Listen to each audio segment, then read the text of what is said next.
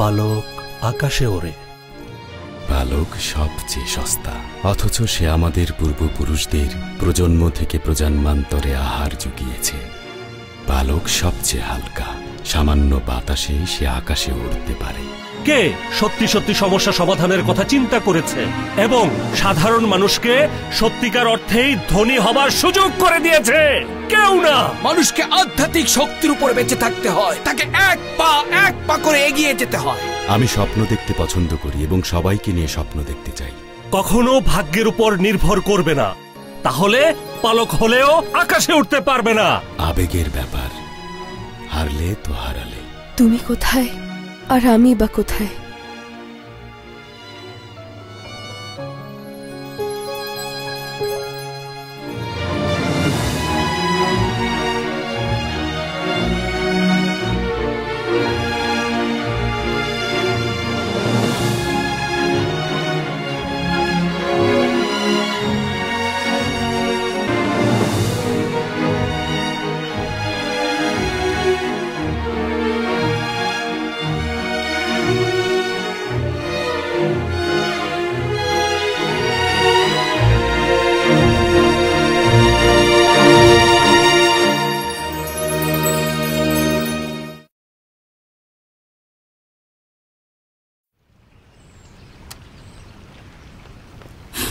ঘুমিয়ে গেছে? আমাকে এখনই অফিসে যেতে হবে। ক্লান্তিটা কেটে গেছে? দাম আবার পড়ে গেছে। আমাকে এখনই গডফাদার এবং মাদারের সাথে কথা বলতে হবে। তুমি সব জানতে, আমাকে কেন বলনি? তোমাকে বললে এই 2 ঘন্টা তুমি ঘুমাতে পারতে না, মাথাটাও এত পরিষ্কার থাকতো না, আর এই 2 ঘন্টায় তুমি কী বা করতে পারতে?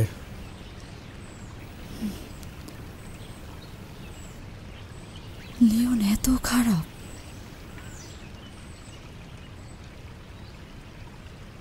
ও তোমাকে বাঁচাচ্ছে। তুমি প্লেনে ওঠা পর্যন্ত ও অপেক্ষা করেছে, তারপরও প্রাইসটা কমিয়েছে। সব দোষ সে নিজের ঘাড়ে নিয়েছে।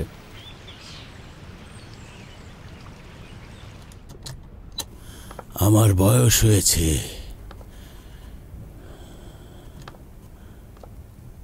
অল্পতেই মেজাজ খারাপ হয়ে যায়। এখন মরে গেলেই বেঁচে যায়, বেঁচে যায়।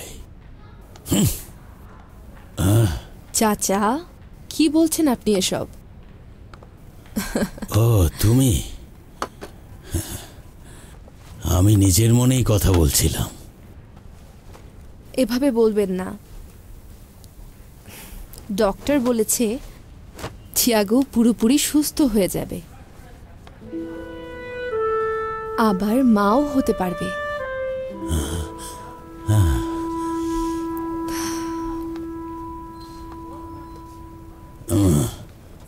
আবারও চিকেন স্যুপ? আপনার কি সেই স্যুপের কথা মনে পড়ে যাচ্ছে যেটা আমি বানিয়েছিলাম? চিন্তা করো না, এইবার এই স্যুপটা বানিয়েছি আমি ভালোবাসা দিয়ে। সত্যি। উঠুন, আমি খাইয়ে দিই। আচ্ছা, অল্পই খাইয়ে দিই। আমাকে খাওয়াতে হবে না, এখন খেতে ইচ্ছে করছে না। কখন খেতে ইচ্ছে করবে? আমাদের খারাপ সময়টা তো পার হয়ে গেছে। হ্যাঁ, সত্যি বলছি।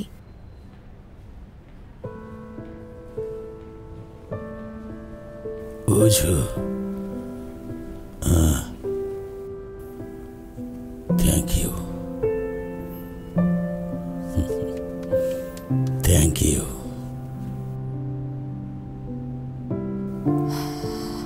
আপনি আমাকে অনেক কষ্ট দিলেন, বাইরের মানুষের মতোই মনে করেন আমাকে।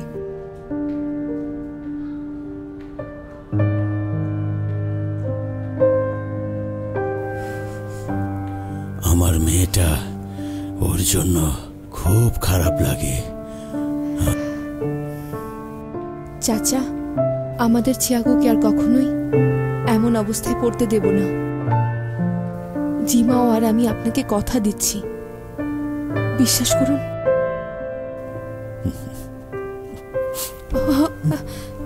আপনি কাঁদছেন, আমি দেখে ফেলেছি। নিন, একটু স্যুপটা খেয়ে নিন। নিন একটু। স্যুপটা কি ঠিক আছে? নিন। এখন তো মনে হচ্ছে ফার্নান্ডোর কাছ থেকে ওরা মার্কেট শেয়ারটা দখল করে নিয়েছে। লিওন একজন জুয়ারি। ও এটা করেছে ইনটিউশন থেকে, বুঝে শুনেই সে করেছে। তবে ওকে আসলে সব জায়গায় মানুষজন খুব পছন্দ করে। ইয়ান, তুমি কোন ধরনের ছেলে পছন্দ করো?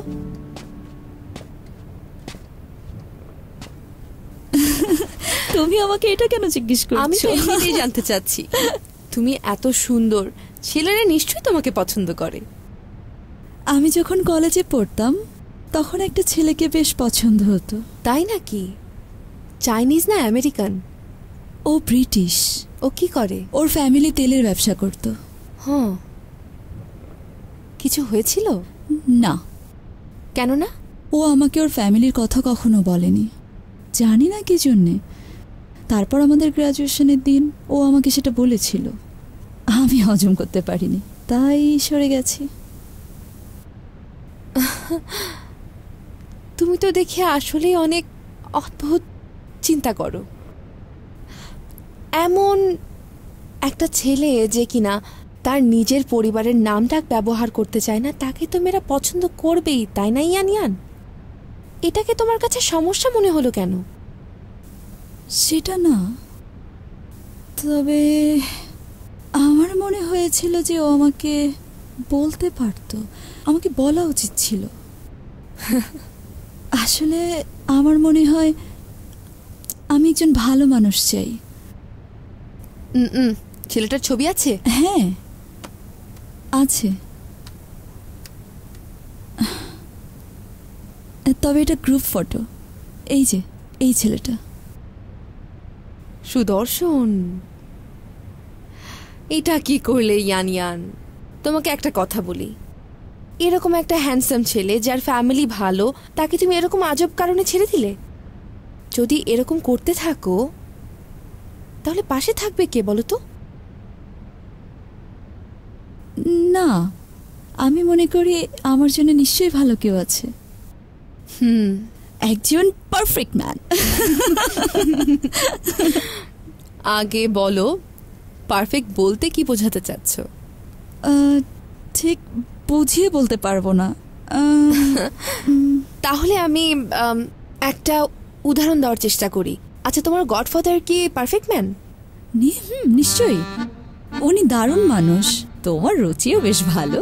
কি বলছো তুমি? ও একসময় কেমন ছেলে মানুষ ছিল জানো? ও সবসময় বিরক্ত করত, বাসার কাজে কোনো হেল্প করতো না। তবে এখন ও অনেকটাই বদলে গেছে। তাই বলছি, কোনো মানুষই কখনোই জন্ম থেকে পারফেক্ট হয় না। সত্যি, কখনোই না।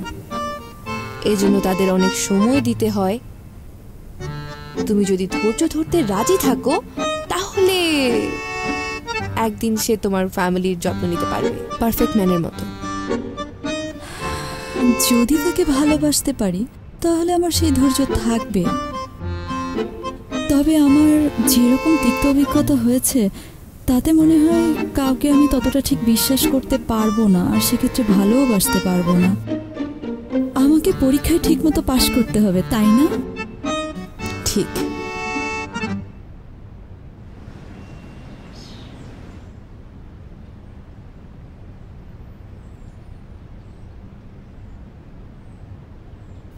মা, এভাবে কি দেখছো? আমার ভয় লাগছে। সেই সকাল থেকে এভাবে তাকিয়ে আছো। আমি আসলেই দেখছি যে আমার ছেলে পারফেক্ট কিনা। তোমার মাথা ঠিক আছে তো? এসবের মানে কি মা? সত্যি করে বলো তো, ইয়ানকে নিয়ে তুমি কি ভাবছো?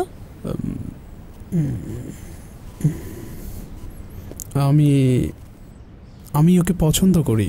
শুনতে পাইনি। ওকে পছন্দ করি। ওকে পছন্দ করো? ওর সাথে থাকতে চাও? অবশ্যই। তাহলে মনে করিয়ে দেই, তুমি যে মেয়েটার সাথে থাকতে চাও তাকে পাওয়া খুবই কঠিন। মা, আমাকে কি ওর পেছনে এখন দৌড়াদৌড়ি করতে হবে? তুমি আসলেই অনেক উদাসীন। তোমাকে একটা সত্যি কথা বলি, তোমার অনেক কম্পিটিটর আছে, কিন্তু ইয়ানিয়ান তোমাকে কিছু বলেছে? বলো না, ও তোমাকে কিছু বলেছে? ওকেই জিজ্ঞেস করো। মা প্লিজ, মা। শোনো, আমি তোমাকে অনেক ব্যাপারে অনেক উপদেশ দিতে পারি, সাহায্যও করতে পারি, কিন্তু ভালোবাসা এগুলোর মধ্যে পড়ে না। ওর জন্য কষ্ট করতে হবে যদি থাকতে চাও। মা, আমাকে তুমি ভয় পাইয়ে দিও না। আমি এখন যাচ্ছি শাওয়ুয়ের কাছে।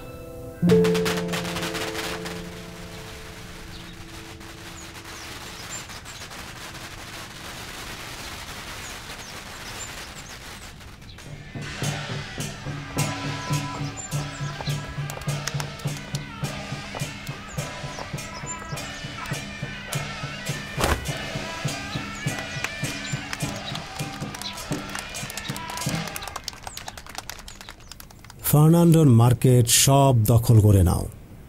আমি ওর সব কিছু নিয়ে নিতে চাই, সব কিছুই আমার লাগবে। Senior Leon, thank you. Welcome.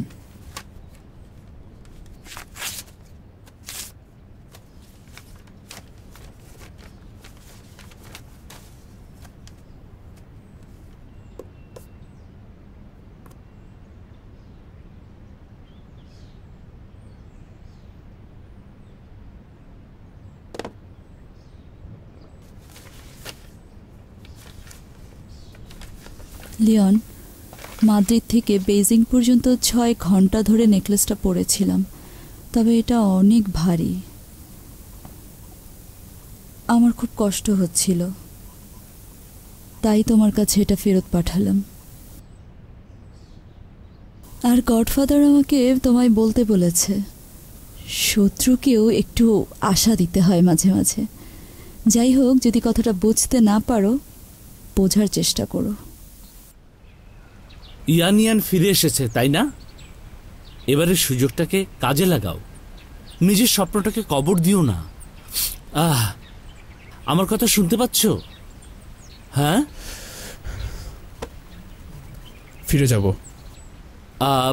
জানতাম তুমি হয়তো। আমার কথা শোনো, তুমি রিপোর্ট থেকে ওই 6টা গাছের ছবি তুমি ডিলিট করে দিবে, ঠিক আছে? Secretive marketing? হ্যাঁ, শুধু থাকবে কথা। জেড সিরিজের চা মার্কেটে আসার পরেই আমরা ছবিগুলো বের করব, ঠিক আছে? যাতে করে মানুষ পুরো গল্পটা না জানে, পরে চা গাছের ছবিগুলো সবাইকে দেখাবে। এই তো, এটা ইন্টারনেটের যুগ, কাজ হবে। হ্যাঁ হ্যাঁ। আরেকটা কথা বলি, ইয়ানিয়ানের ব্যাপারে আমার কথা মতো কাজ করো।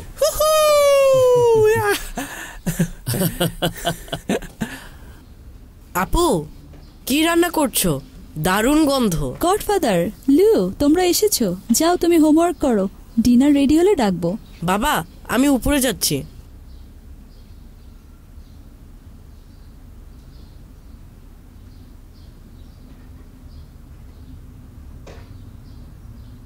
বাবা, কি দেখছো ওভাবে? না, মানে কিছু না। তোমার মা ফোন করেছিল? হ্যাঁ, করেছিল। কিছু বলেছে? লুর কথা জিজ্ঞেস করেছে। ও আচ্ছা। তোমরা কি ঝগড়া করেছো? ঝগড়া করব কেন? অসম্ভব। তাহলে মা বাসায় না থেকে হোটেলে কেন থাকছে বলো তো?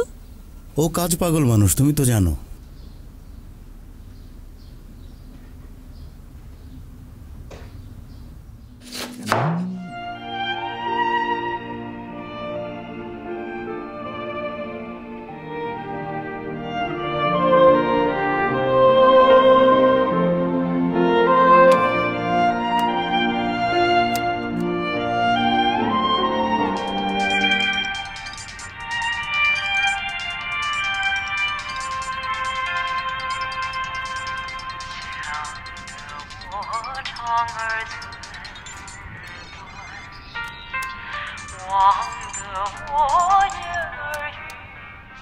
লিওনের ব্যাপারটা নিয়ে তোমার সাথে একটু কথা বলতে চাচ্ছি। ইয়ানিয়ান কয়েকবার ওদের ফোন করেছে, কিন্তু কোনো কাজ হয়নি। ওরা বিশ্বাস করছে না। বুঝতে পারছি না, এখানে আমাদেরই কিছু একটা করতে হবে। হ্যাঁ, ঠিক বলেছ। আমারও তাই মনে হচ্ছে। টাকা দিয়ে কারো বিশ্বাস কিনতে চাইলে তাতে আসলে কোনো কাজ হবে না। আচ্ছা শোনো, কয়েকদিন পর আমি রোয়ান আর শেরিফকে দাওয়াত করব। ওদের দুজনকে ভালো খাবার দিয়ে আপ্যায়ন করব, তারপর ক্ষমা চাইব। আমাকে কালপ্রিট বানিয়ে দাও। ওদের বলো আমি তোমাকে না জানিয়ে লিওনকে প্রাইস কমাতে বলেছি। তুমি এটা কেন করবে? আমি একটা মেয়ে, আমি টাকা অনেক পছন্দ করি, নিয়ম ভাঙতে চাই। এটা বললেই ভালো হবে। ওরা কি এটা বিশ্বাস করবে? তোমার কাছে আর কোনো আইডিয়া আছে? মনে হয়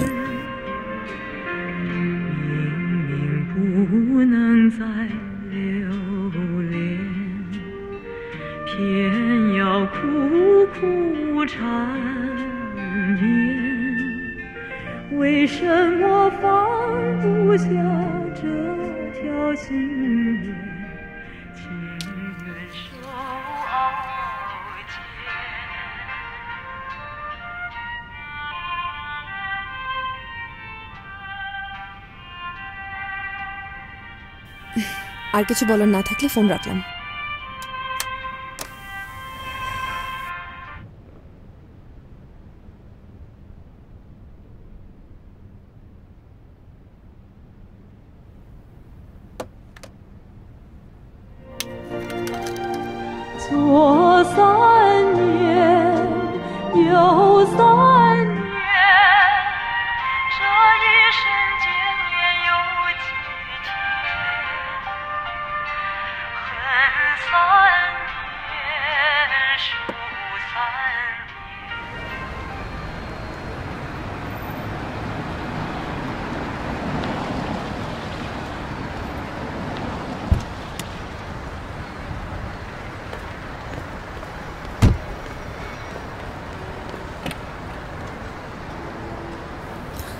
মিস্টার রোয়ান।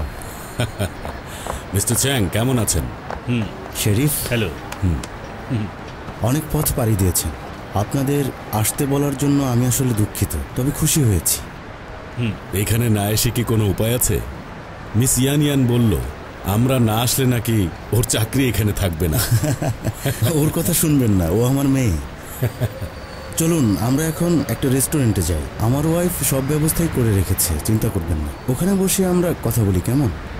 অবশ্যই, আগে ব্যবসার কথা। তাহলে চলুন প্লিজ। এটা ইউজো গ্রুপের প্রেজেন্টেশন হল, ডোমেস্টিক এক্সিবিশন হল। একই জিনিস আছে ইউ আর সাংহাইয়ের স্টোরে। আপনাদের জন্য আমরা একটা ব্র্যান্ড কাউন্টার রিজার্ভ করে রেখেছি। আর এখানে আপনারা যেসব জিনিস দেখতে পাচ্ছেন তার স্ট্যান্ডার্ড সব জায়গায় এক, বুঝতে পেরেছেন? উজু গ্রুপের এরকম অনেকগুলো হল আছে, তাই না? আমরা দেশে 20টার বেশি শহরে ব্যবসা করি। সবগুলো শহরেই প্রেজেন্টেশন হল আছে। আর এভাবে আমরা পুরো দেশের ডিস্ট্রিবিউশন কভার করতে চাই। আমরা ইউজ করতে পারি? নিশ্চয়। আচ্ছা, এখানে ইয়াং গ্রুপেরও একটা এক্সিবিশন হল আছে, তাই না? হ্যাঁ, রাস্তাটার ওপারেই। সরি, ওয়াশরুমটা কোন দিকে? ওয়াশরুম এই দিকে, আমি নিয়ে যাচ্ছি। না, ঠিক আছে, থ্যাংক ইউ। আমি একটা প্রচলিত প্রবাদ আছে, নিশ্চয়ই জানেন আপনি, যে হাত খাওয়ায় তাকে কামড় দিও না। একটা চাইনিজ প্রবাদ আছে, যে হাত খাওয়ায় সে হাতে কামড় দিও না। আমরা একাই খাবো? মাত্র 2টো ডেট। আচ্ছা, আমি একটা টোস্ট করতে চাই। আসলে আমি আপনাদের কাছে ক্ষমা প্রার্থনা করতেই ডেকেছি, আর এই ডিনারের প্রধান উদ্দেশ্য এটাই। আর গত কয়েকদিন ধরে আমি ঘুমাতেও পারছি না। আপনাদের দুজনের কথা ভেবে আমার অনেক খারাপ লাগছিল, আর আমার হাজব্যান্ডের জন্য আমার খারাপ লাগছিল। আসলে আমি ওকে না বলেই ইউরোপের প্রাইস কমাতে বলেছিলাম, তাই এই toast. Mister রুয়ান, I am really really sorry. আমি অত্যন্ত অত্যন্ত দুঃখিত। আর আপনার জন্য মিস্টার শেরিফ। ওকে আমি ওয়াইন ঢেলে দিচ্ছি, নিন আপনি আরেকটু খান। না, উনি এরকম করতেই পারেন। আমি ক্ষমা চেয়ে একাই ড্রিঙ্ক করছি। আপনি একা ড্রিঙ্ক করবেন কেন? আসুন একসাথে। চিয়ার্স। আচ্ছা, একটা কথা, আপনি আজকে খাবারের টেবিলে এরকম বলছিলেন যে আপনি ইয়াং গ্রুপের সাথে কাজ করতে চান। আসলে কি করতে চান? আসলে আমার কাছে কিছু প্রোডাক্ট আছে। ইয়াং গ্রুপের সিইও এখন ইউএতে আছে। মিস্টার রুয়ান, আমি আসলেই সরি। আজকে আসতে চেয়েছিলাম, কিন্তু কোম্পানির একটা বড় ব্যাপার ছিল, তাই ওখানেই ব্যস্ত হয়ে পড়েছিলাম। চেন চ্যাংহুয়া, মনে রেখো, এরকম যদি আর কখনো দেখি তোমাকে ধরে পেটাবো, মনে রেখো। অবশ্যই।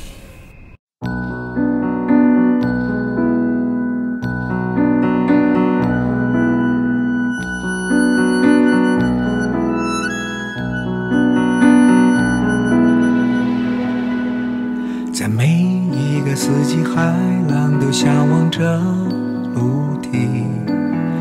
我向往着你，田野中央，收获坦荡，羽毛向往那翅膀。